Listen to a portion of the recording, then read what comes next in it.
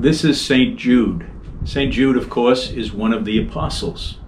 And as an apostle, he was one who was sent out by the Lord to bring the message of truth and love to people who needed to hear it.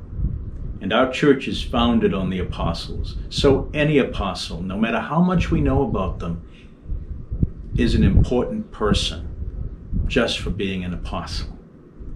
That staff that he's holding is the staff of an apostle, a shepherd, someone who's called to care for God's people and to bring them God's good news. For the 12 apostles, including Jude, every one of them except John, the beloved disciple of Jesus, ended up being martyred or killed for their faith in Christ. The point came in their lives when someone said, "Do you still follow Christ? And if you do, we're going to take your life away from you." And in each case, such as in Jude's case, they held on to their faith. They would not give in, and they suffered martyrdom somehow. Jude is also known as Jude Thaddeus, and so sometimes he's called Saint Thaddeus, but it's the same saint. A very interesting thing about St. Jude is that we don't know much about him. He is linked, in fact, in our celebrations on feast days with Saint Simon, another saint about whom we don't know much, who was also one of the 12. St. Jude is notable because the devotion to him and the results that come from his prayers have become more well known than the details of his life.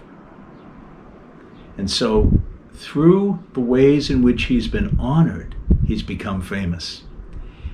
He's become famous as the saint of impossible causes, or lost causes, or the saint of the impossible. People have prayed to St. Jude when things look really desperate. How did that happen? It happened because of an American situation. Back during the Depression in the late 1920s, throughout the 1930s, there was a lot of turmoil in the country, a lot of poverty, loss of jobs, people turning to addictive behavior and things like that. Family turmoil too. The Claretian religious order, based in the Midwest, offered St. Jude as someone to whom people could pray. And people did that. They sent in their prayer requests, and they asked St. Jude to pray or to intercede for them to God for the tough things they were facing. They were praying on their own behalf, or maybe for people they really loved. They were sometimes praying for people in their families to change their ways and to become better. Wives praying for their husbands especially. And there were good results to report. And the word spread, and the Claretian community, through one of their publications, let the whole country and beyond know St. Jude is somebody to pray to. St. Jude's prayers have been powerfully effective in making a difference. Not that St. Jude had all the power. God does. But St. Jude, like saints, and like us, can pray on behalf of worthy causes.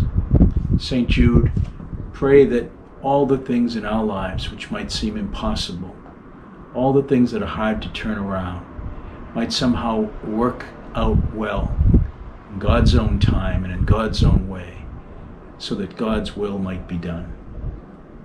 This window is given in Holy Name Church in memory of Thomas and Mary Cahill and Anthony and Marie Malchione.